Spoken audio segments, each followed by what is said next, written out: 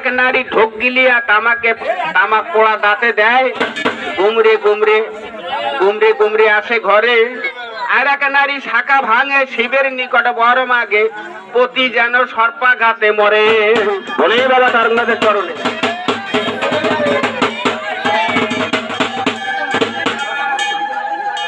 সুতার জন্ম।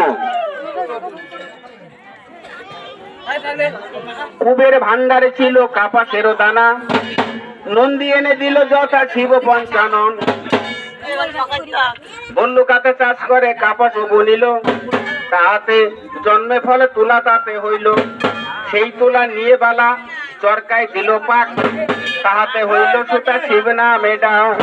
সেই তুলা নিয়ে নন্দী গাছে ফুলের মালা, সন্ন্যাসীর গলে উপবিত দিল বালা। বলে বাবা তারনাথের চরণে।